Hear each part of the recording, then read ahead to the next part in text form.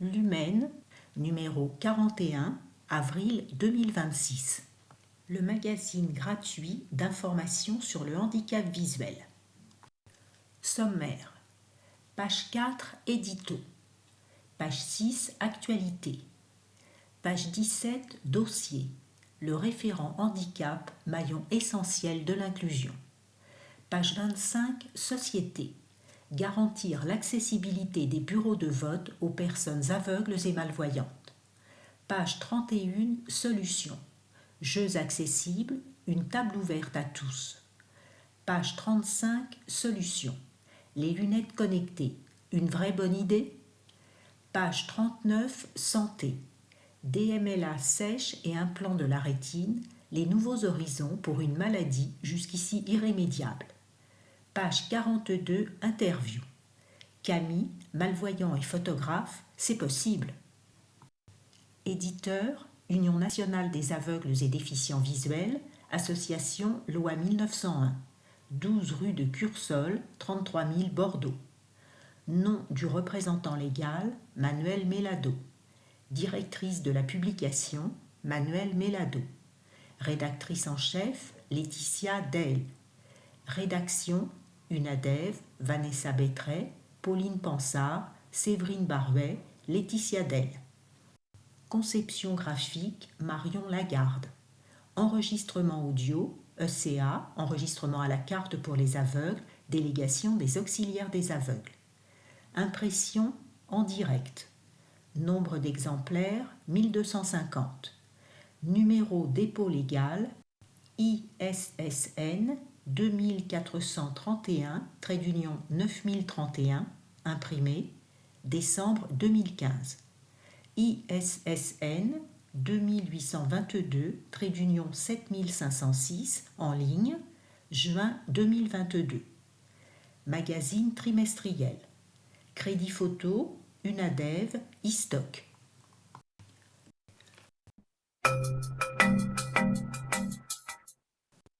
Édito. JO, entre progrès tangibles et horizons encore à construire. Quelques semaines après les Jeux paralympiques, un sentiment puissant traverse ce mois de mars, celui d'un mouvement qui avance, parfois lentement, souvent courageusement, mais résolument.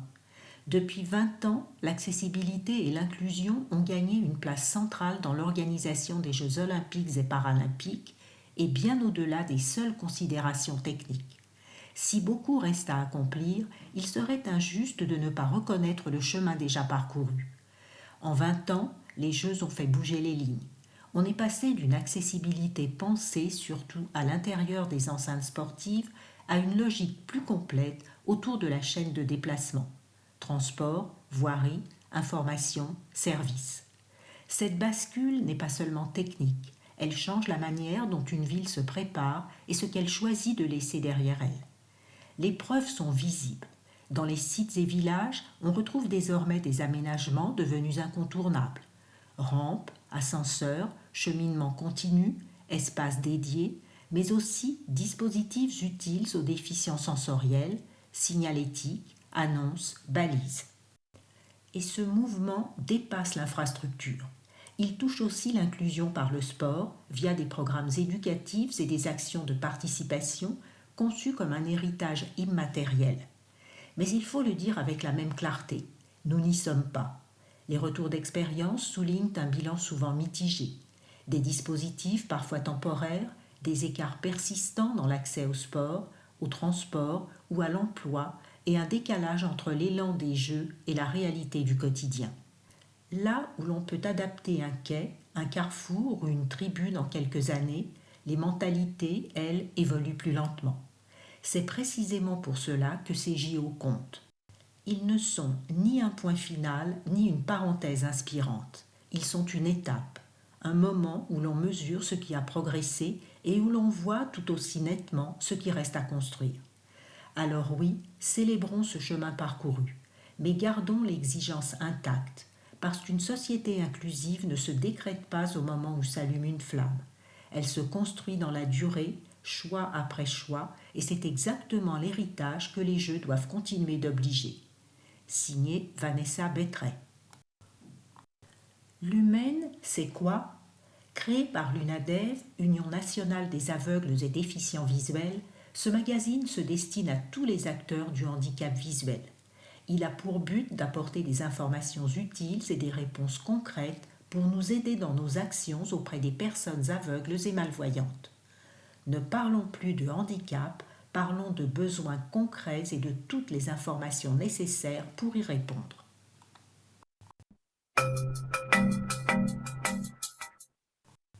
Actualité. Championnat d'échecs pour déficients visuels, rendez-vous en mai. Du 13 au 17 mai, l'association échiquéenne pour les aveugles, AEPA, tiendra son championnat de France à Saint-Jean-de-Bray, près d'Orléans. Un événement à la fois sportif et inclusif qui valorise la pratique des échecs par les personnes aveugles et malvoyantes. Rendez-vous annuel depuis 1985, le championnat de l'AEPA réunira cette année encore une quarantaine de joueurs et joueuses venant de toute la France. Organisé en partenariat avec le comité d'échecs du Loiret, le club d'Orléans et la mairie de Saint-Jean-de-Bray, la rencontre s'accompagnera d'actions de sensibilisation au handicap visuel, notamment dans les écoles locales. En parallèle, l'association poursuit ses tournois en ligne sur les plateformes accessibles Jitsi et Likes, ainsi que des cours réguliers pour permettre à ses membres de progresser. Les personnes intéressées peuvent contacter Philippe Deconinck, DECO2NINCK, secrétaire général de l'AEPA, deconinck.philippe@gmail.com.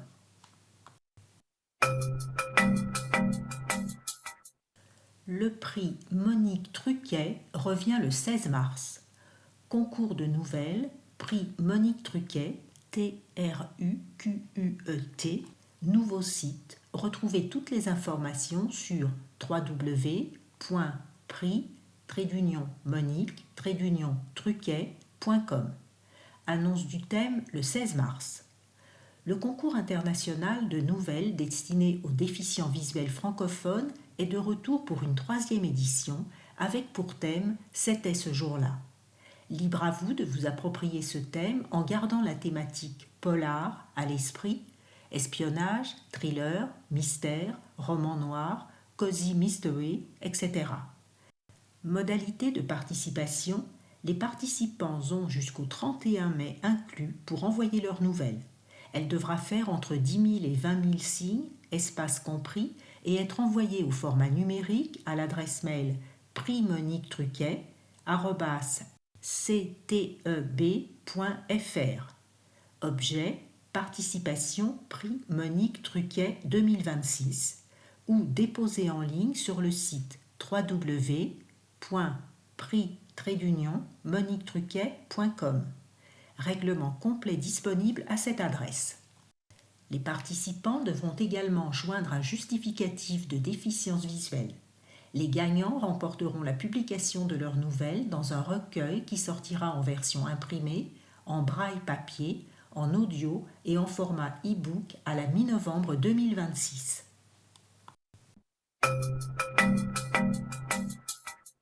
Autonomique 2026. Les dates des salons à ne pas manquer. Les salons autonomiques 2026, dédiés au handicap, au grand âge et à l'autonomie, ouvrent leurs portes dans 4 villes. Gratuits pour tous, ils réunissent professionnels, familles et exposants autour d'innovations pratiques comme les aides techniques ou l'habitat adapté. Date Toulouse, Sud, 25-26 mars au MIT M2E 2T. Rennes, Grand Ouest, 7-8 octobre au Parc Expo. Lille Europe, 2 et 3 décembre au Grand Palais. Infos et inscriptions autonomique AUTONOMIC-expo.com.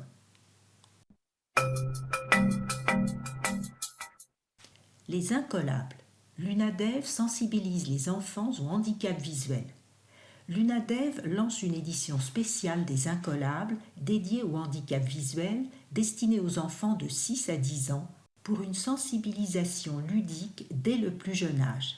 Ce support pédagogique utilise quiz, défis, charades et échanges interactifs pour déconstruire les préjugés et favoriser l'inclusion sociale.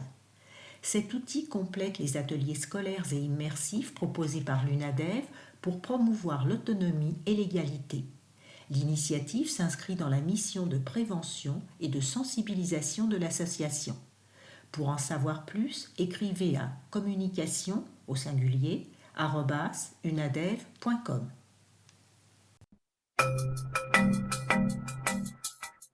Être aveugle et pouvoir acheter le livre de son choix en braille? Impossible jusqu'à maintenant. Le Centre de transcription et d'édition en braille, CTEB, lance du 1er au 30 avril 2026 une opération pilote en faveur des déficients visuels francophones. Livre en braille à la demande. Le CTEB se donne un mois pour recevoir les demandes d'adaptation d'ouvrages des particuliers uniquement. Conditions de participation. Un seul livre par personne en langue française et de moins de 10 ans. Roman de moins de 400 pages en noir uniquement. Pas d'auto-édition. Les illustrations ne seront pas transcrites. Le livre adapté sera facturé au même prix que le livre original, prix unique éditeur, quel que soit le nombre de volumes et sans frais d'expédition. Les délais de transcription pourront être plus longs suivant le volume des demandes pour cette première dans l'histoire de l'édition adaptée. Profitez-en vite. Règlement et modalités de l'opération sur le site du CTEB www.cteb.fr. Email livre-à-la-demande@cteb.fr.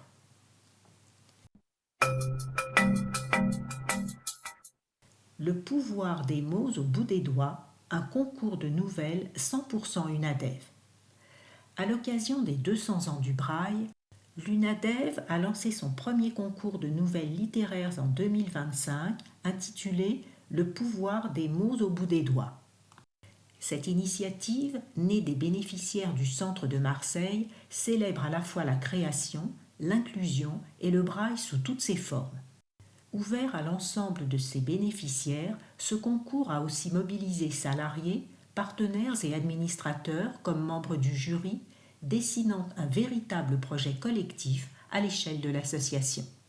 Organisé en 2 temps, il s'est d'abord joué en région avec des jurys composés de bénéficiaires, de salariés et de partenaires, puis au niveau national.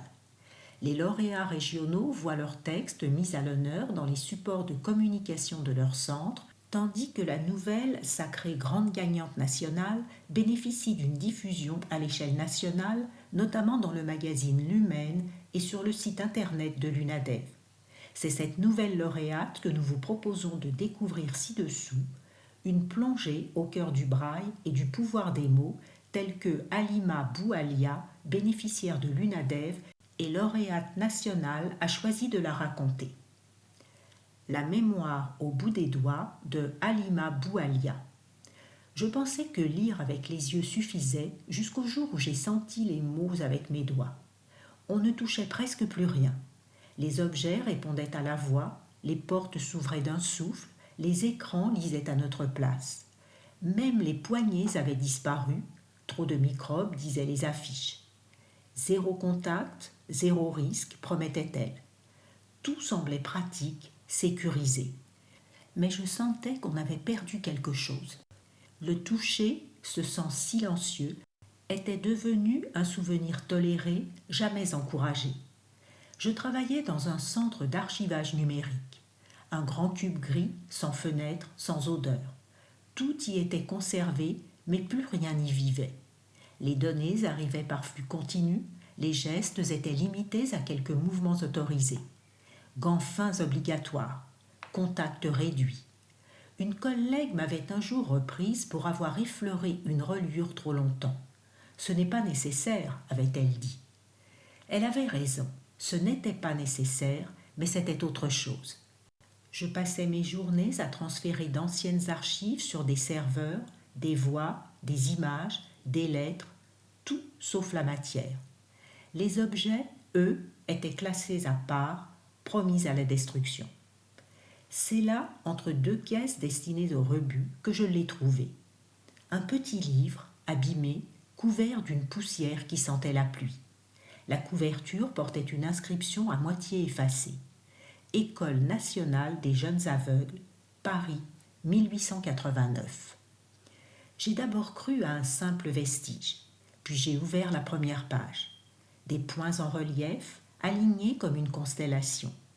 Le livre était relié par un anneau métallique, chaque feuille perforée pour ne pas écraser les points, permettant de tourner les pages sans abîmer le texte.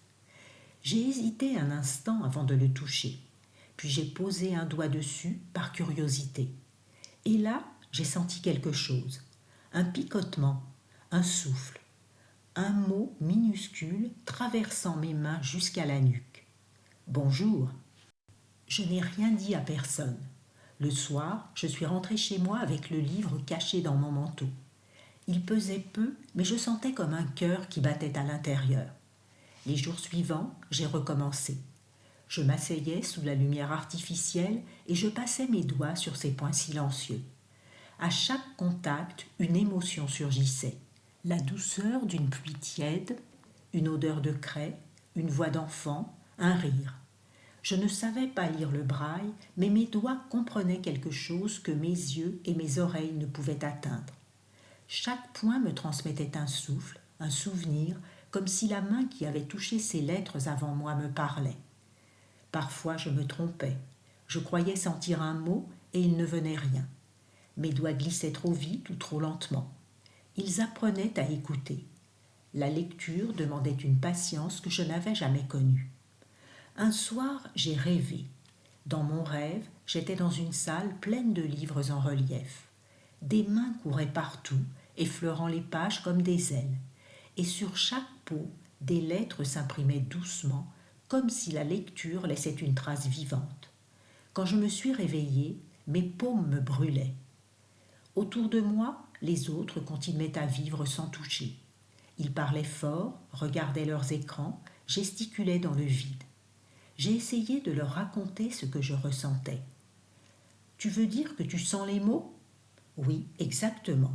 C'est dangereux, non ? Les vieux objets sont pleins de germes. » Alors, j'ai arrêté d'en parler.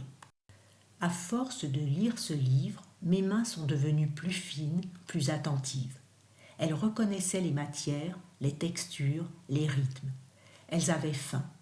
Je me suis mise à toucher tout ce qui m'entourait. Les murs, le bois du bureau, la peau des fruits.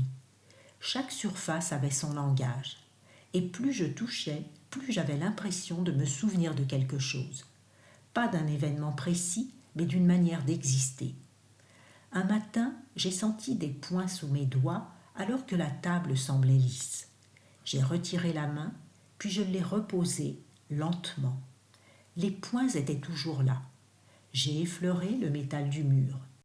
D'autres points, invisibles, alignés comme dans le livre. Puis sur ma peau. Je ne savais pas si c'était moi qui changeais ou le monde. Comme si tout parlait en braille depuis toujours, mais que plus personne ne savait le lire. Je me suis mise à apprendre le braille, seule, lentement. Un point, c'est A. 2 points, c'est B. Chaque combinaison ouvrait une porte. Certaines lettres résistaient, d'autres s'imposaient immédiatement. Elles avaient un goût, une chaleur, une résistance. Je découvrais une langue qui n'avait besoin ni d'yeux, ni de voix, seulement de présence. Le braille n'était pas seulement un code, c'était un moyen de garder vivante la mémoire du monde à portée de main. En apprenant, je pensais souvent à ceux qui l'avaient inventé, transmise, touchée avant moi. Des mains d'enfants, des mains de vieillards, de femmes, d'ouvriers. Leurs empreintes étaient encore là, dans le creux des lettres. Je les sentais me parler à travers le temps, sans un nom, sans un regard. C'était le langage le plus humain qu'il m'ait été donné d'entendre. Un soir, le directeur du centre m'a surprise. Le livre était ouvert sur mon bureau, mes doigts posés dessus. « Prune, qu'est-ce que c'est que cela ?»« Un livre ancien, je le restaure. »« On ne restaure plus, mademoiselle, on numérise. » Le lendemain, l'ouvrage avait disparu. Je l'ai cherché partout sans succès. Il ne restait que la trace de sa reliure sur la poussière du rayon. Alors j'ai continué à lire sans lui, sur les murs, les tables, ma peau, l'air. J'ai découvert qu'il suffisait de vouloir sentir pour que les mots apparaissent. Un jour, je suis sortie sans mes gants. Le vent était froid, mais la pierre des immeubles tiède. J'ai marché dans la rue, les mains nues, et j'ai tout touché, les murs, les arbres, les vêtements des passants, la pluie. Les passants me regardaient comme une folle. Mais moi, j'avais l'impression d'entendre le monde respirer. À un carrefour, un petit garçon m'a observé longuement. Il a vu mes doigts glisser sur un mur, puis il a posé les siens, timidement, au même endroit. Je l'ai regardé, il a souri, et du bout des lèvres, il a murmuré « Bonjour ». Je sus alors son prénom, Louis. Il y a des mots qu'on ne lit qu'avec la peau, des phrases que les yeux n'atteignent jamais. Et peut-être que ce qu'on appelle toucher, c'est simplement une autre manière de dire vivre. Fin.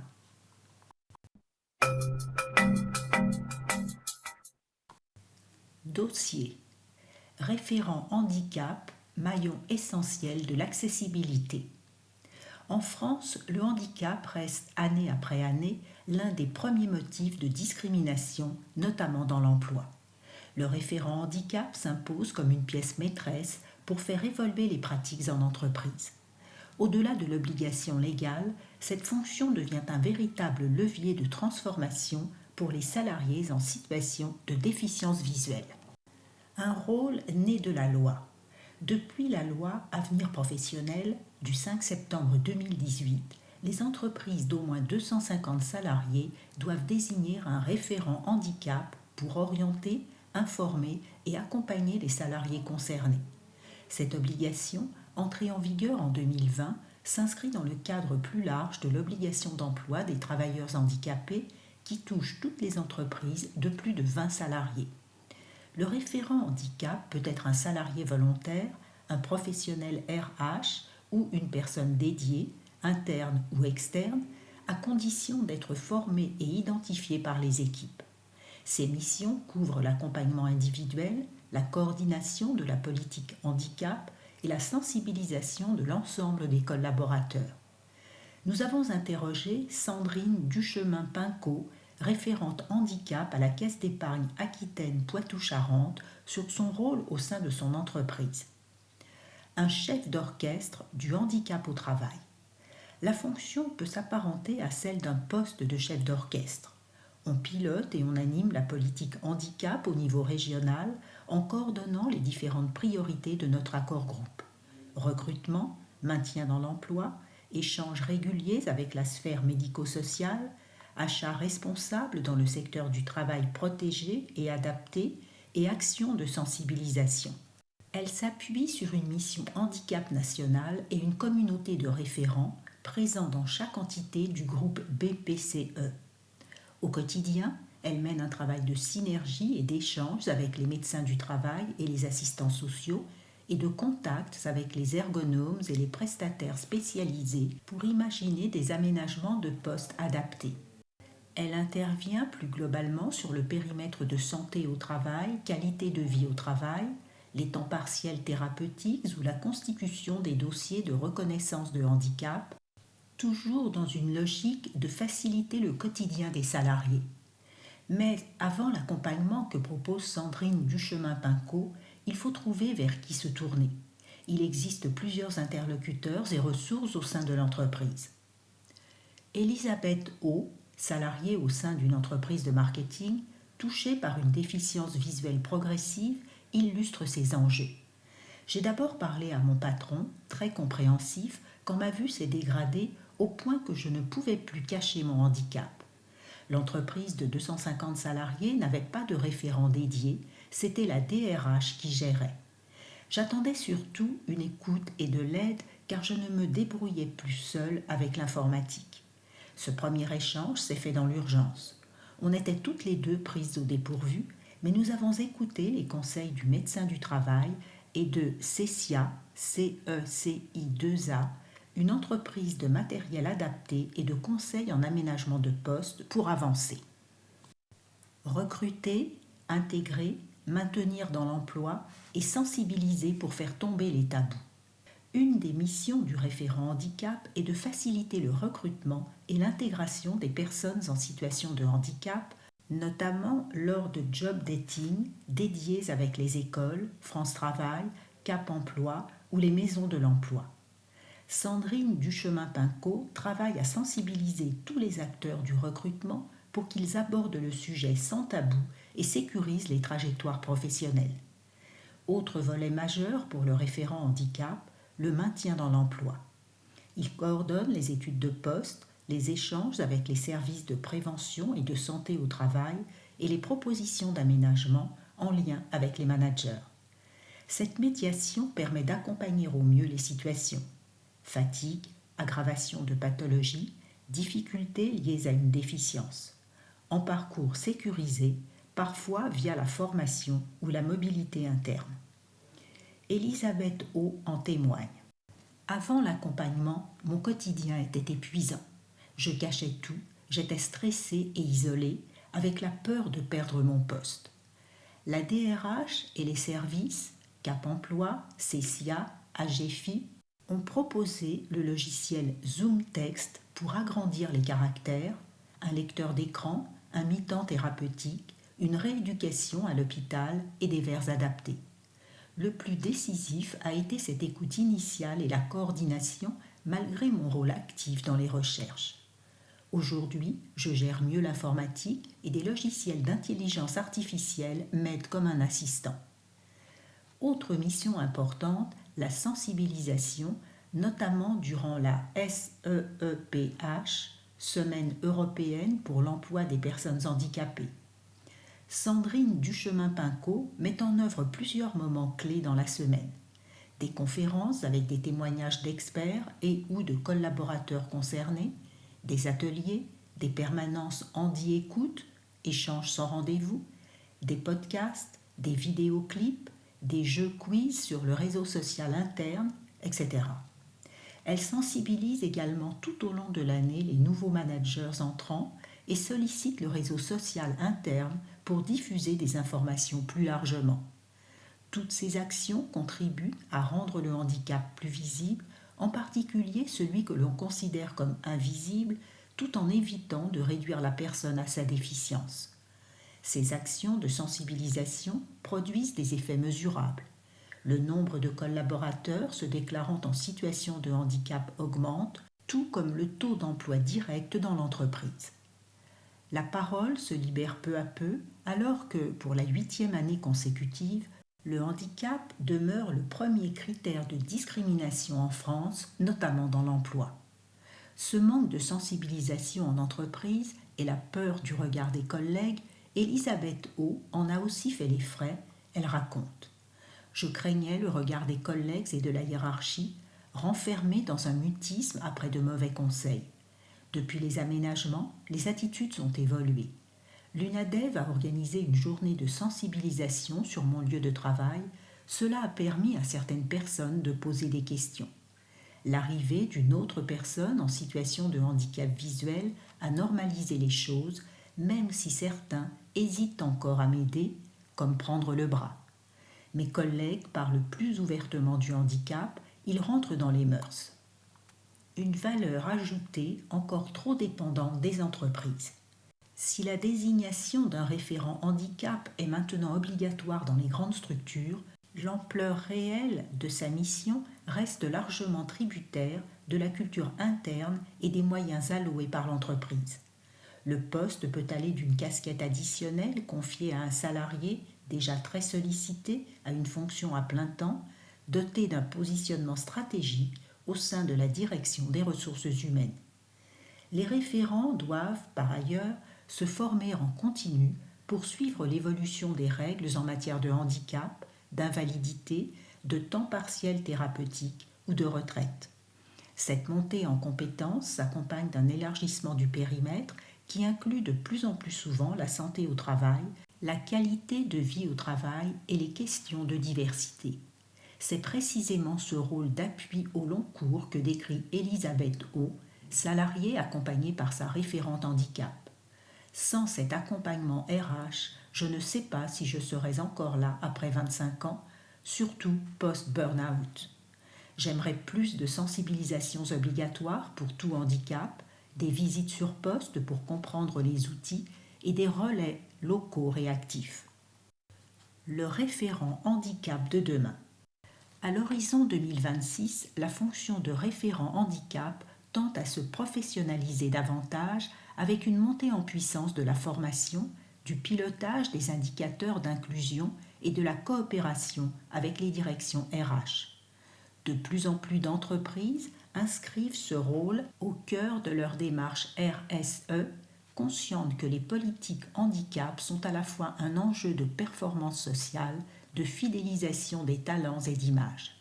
En parallèle, elles doivent aussi faire savoir ces engagements dans un contexte où clients et partenaires se montrent de plus en plus attentifs à ces sujets. Dans ce mouvement, le témoignage des salariés accompagnés, notamment en situation de déficience visuelle, devient une ressource précieuse pour mesurer l'impact de ce métier et convaincre que l'inclusion ne relève pas seulement du discours, mais bien d'une pratique quotidienne. Et d'ailleurs, Elisabeth O prodigue enfin quelques conseils pour les référents handicap et entreprises de demain, mais aussi pour ceux qui hésitent encore à parler. Ce qu'il manque encore, c'est un intérêt réel pour la parole de celles et ceux qui vivent directement la situation.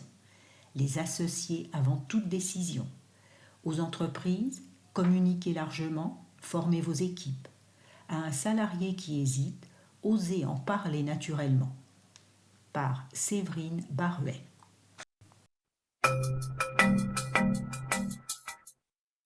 Société. Garantir l'accessibilité des bureaux de vote aux personnes aveugles et malvoyantes.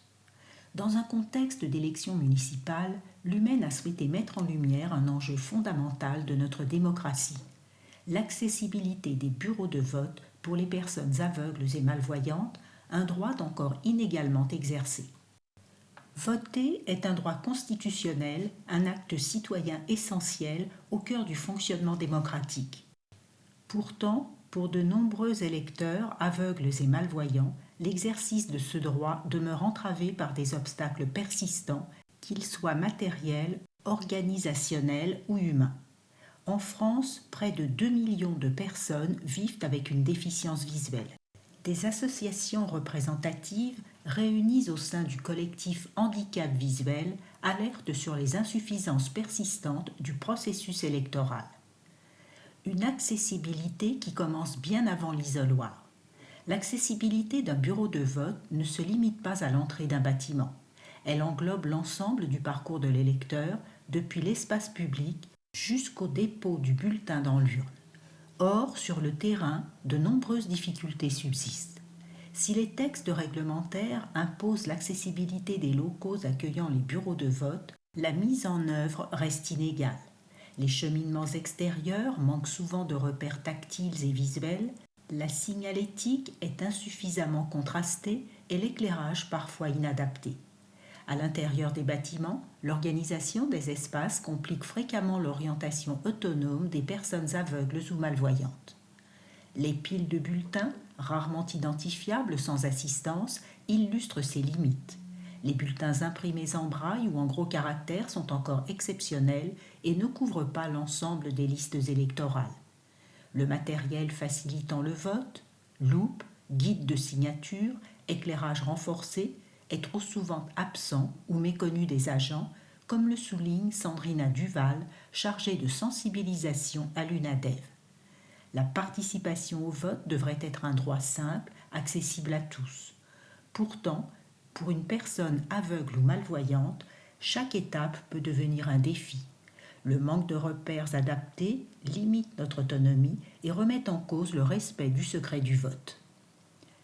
Voter seul, un droit encore difficile à garantir. La confidentialité du vote est un principe fondamental de la démocratie. Pour les personnes déficientes visuelles, elle reste cependant difficile à garantir sans dispositifs adaptés. La loi autorise le recours à un accompagnant, mais cette solution est souvent vécue comme une contrainte, voire une perte de liberté. Pouvoir choisir son bulletin et voter seul devrait être une possibilité offerte à tous les citoyens sans distinction. Les machines à voter équipées de dispositifs d'aide vocale constituent une avancée majeure en matière d'autonomie. Elles permettent un vote indépendant, discret et sécurisé. Toutefois, leur déploiement demeure très limité sur le territoire. Le collectif Handicap Visuel porte des propositions auprès des collectivités pour lever les freins réglementaires à leur diffusion, à renforcer les exigences d'accessibilité de ces équipements et à former les agents à leur utilisation. Mieux informer pour mieux participer. Au-delà des aménagements matériels, l'accès à une information claire et anticipée est un enjeu central. Beaucoup d'électeurs aveugles ou malvoyants ignorent, avant le scrutin, les dispositifs disponibles dans leur bureau de vote ou les aides qu'ils peuvent solliciter. Cette incertitude génère un stress important et peut conduire à un renoncement à voter. Le collectif Handicap Visuel insiste sur la nécessité d'une communication accessible en amont des élections. Sites internet conformes aux normes d'accessibilité numérique, supports explicatifs adaptés, canaux de contact dédiés. Ces actions de sensibilisation, menées régulièrement auprès des collectivités, visent à sécuriser la participation électorale et à restaurer la confiance des électeurs concernés. Former les agents, un levier décisif. Les membres des bureaux de vote jouent un rôle clé dans l'accueil et l'accompagnement des électeurs, mais ils sont encore trop peu formés aux besoins spécifiques des personnes aveugles et malvoyantes. Une méconnaissance des droits, une maladresse ou une mauvaise utilisation du matériel adapté peuvent transformer l'expérience de vote en moment d'inconfort, voire d'exclusion. Une responsabilité démocratique collective. Garantir l'accessibilité du vote aux personnes aveugles et malvoyantes ne relève pas d'un simple ajustement technique. C'est une responsabilité collective qui engage notre conception de la citoyenneté et de l'égalité des droits. 20 ans après la loi du 11 février 2005, les obstacles persistent, comme le rappelle régulièrement le défenseur des droits, pour qui l'inaccessibilité du processus électoral constitue une atteinte au droit fondamental à la participation politique.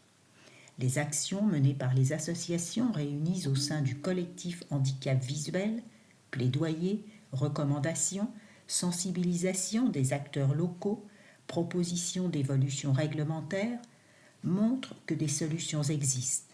Leur mise en œuvre permettrait de faire du vote un acte réellement universel. Construire une démocratie inclusive, c'est permettre à chaque citoyen, quelles que soient ses capacités visuelles, de voter librement, seul et en toute dignité. Par l'UNADEV. Pour un vote réellement accessible, améliorer la signalétique et les cheminements dans tous les bureaux de vote, généraliser les supports de vote adaptés, braille, grand caractère, disponibles et visibles, former systématiquement les membres des bureaux à l'accueil des personnes déficientes visuelles, mettre en place des campagnes d'information accessibles et anticipées auprès des électeurs concernés.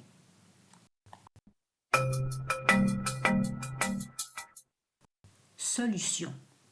Jeux accessibles, une table ouverte à tous. Les jeux de société ne sont plus réservés aux seuls voyants.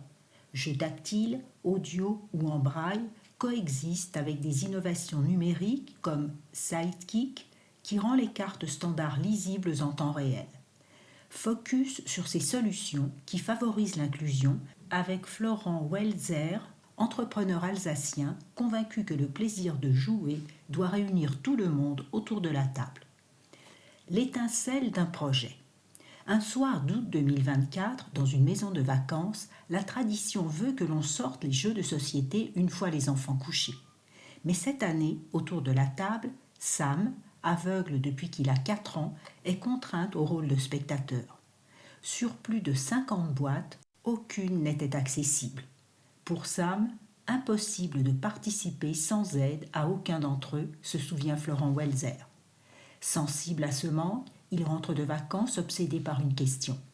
Comment permettre à des personnes aveugles ou malvoyantes de jouer sans dépendre du regard des autres ? De l'idée à l'action. Florent, autodidacte immergé dans le digital et l'intelligence artificielle, note un manque. Si des jeux adaptés existent déjà, pions tactiles, plateaux en relief, audio comme Jeux pour aveugles ou Uno en braille, aucun n'exploite la caméra des smartphones pour lire les jeux du commerce en direct. C'est là l'angle de Sidekick, une application mobile qui détecte cartes et plateaux de jeux via la caméra et les décrit sur un lecteur d'écran. L'aventure décolle lors d'un Startup Weekend à Mulhouse où le projet remporte le premier prix. C'est le déclic. Florent quitte son emploi et s'associe à Édouard Mangel, développeur freelance animé par la même ambition d'impact social. Ensemble, ils intègrent 3 incubateurs, la Lucarne à Strasbourg, Handilab et le campus Louis Braille à Paris. Ils construisent un réseau d'associations et d'utilisateurs prêts à co-construire leurs solutions. Grâce au campus Louis Braille, l'équipe passe de 2 à 4 membres début décembre 2025. Avec ce renfort, leur technologie gagne en précision et en vitesse, ouvrant la porte à des jeux plus complexes. Tester, évoluer, recommencer. Après une première version lancée à Noël, l'application entre prochainement dans une phase de distribution élargie. Aujourd'hui, notre outil permet de jouer à des jeux de cartes de différents niveaux de complexité. Tous ne sont pas encore réalisables, mais à chaque nouveau jeu ajouté, on apprend, on progresse. L'ambition à long terme, agrandir la ludothèque de jeux compatibles et intégrer des jeux de plateau d'ici 2027. Et pourquoi pas, un jour, permettre à une personne déficiente visuelle de déplacer ses pions sur un vrai plateau sans aide extérieure? Ce serait le Graal, un très gros challenge. Le défi du financement. Pour Sidekick, la route reste exigeante. La version actuelle est disponible gratuitement depuis Noël 2025 sur leur site sidekick.io, sightkick.io. Mais le modèle économique est encore en construction. Nous souhaitons convaincre les éditeurs de jeux de financer l'accessibilité de leurs titres. En parallèle, une campagne de financement participatif devrait permettre de franchir les premières étapes tout en renforçant le poids du projet face aux partenaires et bailleurs. Un nouveau regard sur l'inclusion. Grâce à Sidekick, Sam pourra bientôt rejoindre la table sans rester en retrait. Avec le concours de la technologie, une barrière invisible est en train de tomber et c'est tout ce qui compte. Leur site et leurs réseaux sociaux, pensés pour être accessibles, accueillent depuis janvier les premiers testeurs. Un projet à suivre car il concrétise l'impensable d'hier, jouer ensemble vraiment.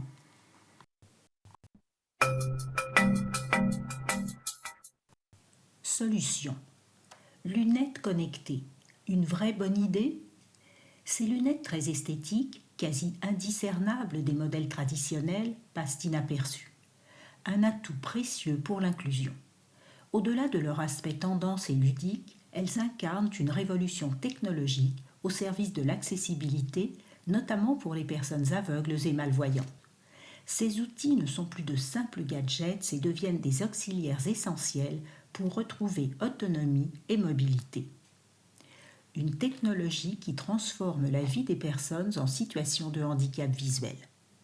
Qu'il s'agisse des modèles grand public comme les Ray-Ban Meta Stories, les Orcam My Eye, les lunettes en vision, ou encore des dispositifs à réalité augmentée proposés par des acteurs comme Epson ou Vuzix, les lunettes connectées récentes s'appuient sur l'intelligence artificielle et des caméras intégrées qui voient pour leurs utilisateurs.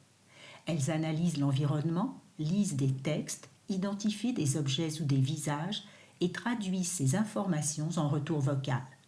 En complément, le partenariat avec l'application Be My Eyes, développée sur certains modèles, met à disposition une communauté mondiale de bénévoles pouvant assister en direct les porteurs.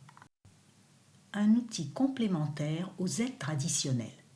Ne remplaçant pas la canne blanche ni le chien guide, ces lunettes connectées offrent pourtant un complément considérable. Elles permettent une perception enrichie et une meilleure interaction avec l'environnement.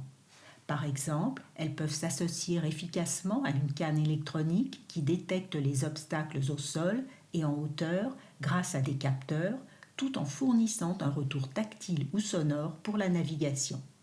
Elles complètent aussi les lecteurs de textes portables et applications d'assistance vocale. Cette synergie entre lunettes, équipements de mobilité et logiciels spécialisés renforce ainsi l'autonomie et la sécurité des utilisateurs dans de nombreuses situations du quotidien. Une pléthore d'utilités. Ces lunettes tendances et récentes offrent des fonctionnalités variées. Selon l'utilisation, le prix reste encore élevé, de quelques centaines à plusieurs milliers d'euros, mais la démocratisation progresse avec la multiplication des modèles et des fonctionnalités allant de solutions haptiques et audio-centrées jusqu'aux lunettes à réalité augmentée qui améliorent la perception visuelle en renforçant les contrastes ou en mettant en avant certains éléments de l'environnement. Les défis à relever pour une adoption massive. Ces lunettes intègrent déjà des fonctionnalités adaptées aux besoins spécifiques des malvoyants, mais leur personnalisation reste perfectible selon les différents types et degrés de déficience visuelle. Le coût élevé, la durée d'autonomie des batteries limitées et le confort de port au long cours constituent d'autres obstacles. L'acceptabilité sociale, le regard d'autrui pouvant encore gêner certains porteurs, varie aussi selon les modèles. Les progrès rapides de l'intelligence artificielle au service des personnes en situation de handicap et la baisse des prix laissent espérer que ces lunettes deviennent des outils du quotidien pour un public élargi d'ici quelques années. Par Pauline Pansard. Santé. DMLA sèche et implant de la rétine, les nouveaux horizons pour une maladie jusqu'ici irrémédiable. Jusqu'en octobre 2025, il n'y avait aucun traitement pour ralentir ou améliorer la qualité de vie des personnes vivant avec une DMLA, dégénérescence maculaire liée à l'âge, sèche. L'implant sous-rétinien Prima relève ce défi. Enfin, un horizon à nouveau visible pour 1,5 million de personnes en France touchées par la DMLA. DMLA sèche, un enjeu majeur. Environ 1,5 million de personnes sont touchées par la DMLA, première cause de malvoyance en France. Cette affection se présente sous deux formes, sèche et humide. Si des traitements existent pour la forme humide, responsable d'une perte rapide de la vision centrale due à un œdème maculaire, il reste d'efficacité limitée. La forme sèche, qui représente 85 à 90% des cas, ne disposait jusqu'à récemment d'aucune solution thérapeutique. Le laboratoire Prixium Vision a mis au point une approche innovante qui pourrait à terme améliorer la vision et la qualité de vie des patients atteints de cette forme de DMLA. Une puce pionnière. La micropuce Prima est le premier traitement implanté approuvé pour la DMLA sèche. Implantée sous la rétine, cette puce photovoltaïque fonctionne sans fil et en toute autonomie grâce à une caméra miniature intégrée dans une paire de lunettes. Cette caméra capte les images environnantes, les transforme en signaux lumineux infrarouges projetés directement sur la puce implantée. Les cellules photovoltaïques de la puce convertissent alors ces signaux optiques en impulsions électriques qui stimulent les cellules nerveuses restantes de la rétine, recréant ainsi une perception visuelle centrale. Cette technologie permet aux patients de retrouver une partie de leur vision, notamment la reconnaissance des formes et des lettres, améliorant significativement leur qualité de vie.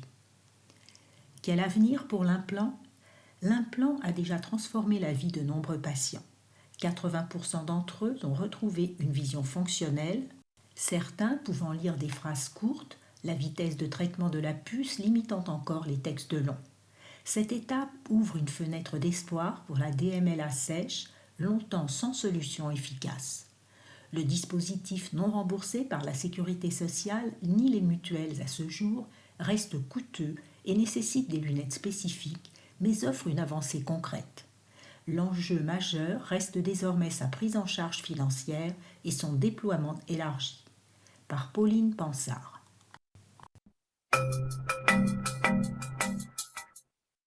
Interview. Camille, malvoyant et photographe, c'est possible. De photoreporter à portraitiste. Comment la neuropathie optique de Leber a transformé sa façon de photographier le monde. Malvoyant depuis 2017, suite à une neuropathie optique héréditaire de Leber, Camille n'a jamais rangé son appareil. Autodidacte bordelais, passant de reportages live aux portraits argentiques, il défie les limites de la vue par l'intuition, la gestuelle et un réseau solidaire, percevant encore couleurs et lumières résiduelles. Une leçon de résilience où la photo renaît autrement. À 44 ans, Camille retrace un parcours atypique. Dans les années 90, ce passionné de roller et de surf commence à photographier cet univers pour des magazines amateurs avant d'ouvrir à Bordeaux son propre magasin de surf sans jamais renoncer à sa passion pour l'image. Toujours un appareil à la main, il enchaîne sur la photographie de manifestations, de concerts indépendants, Relâche, Rocher de Palmer et festivals, Reggae Sunska, en valorisant essentiellement la scène locale et indépendante. Sa baisse de vue en 2016 bouleverse tout. D'abord photoreporter sportif et de concerts en live, il tente de poursuivre son métier, mais il constate vite qu'il ne peut plus travailler comme avant et se tourne alors vers le portrait, une pratique moins spontanée mais plus narrative et plus accessible pour lui. J'aime bien écrire et du coup, je trouve que la photo vient accompagner le texte, là où avant, il y avait un texte qui venait accompagner l'image. S'adapter sans renoncer. Camille opte pour l'argentique manuel. Angle large, réglages minimaux, distance estimée au toucher, main sur l'épaule. Il jauge la lumière résiduelle avec une LED portative, n'utilise qu'une pellicule par séance pour limiter les pertes. Ses amis développent et valident. Exposition, flou, poussière. Les modèles, intrigués d'être photographiés par un malvoyant qui perçoit encore couleurs et lumières, se détendent davantage, parlent plus librement, posent avec moins de timidité ou au contraire se figent, ce qui change leur gestuelle naturelle. Même certains lives sporadiques, confiés par ses proches pour qu'il garde la main, lui sont proposés. L'argentique est devenu sa marque de fabrique, comme il le ponctue. Un réseau salvateur. Pendant et après son hospitalisation, il a toujours été très entouré. Quand sa vue baisse, ses amis lancent une cagnotte, lui payent un appareil et des bons d'achat de développement de pellicules pour 2 ans. Ses 2 précieux amis, Pierre et Nicolas, continuent à l'accompagner au scan et au compte-rendu. Si j'avais été isolée socialement et géographiquement, ça n'aurait pas été la même histoire. Ces groupes de pairs lui permettent de grandes choses et nous n'avons qu'une chose à dire. Pour Camille, la photographie, si elle se réinvente, c'est loin d'être terminé. Par l'UNADEV.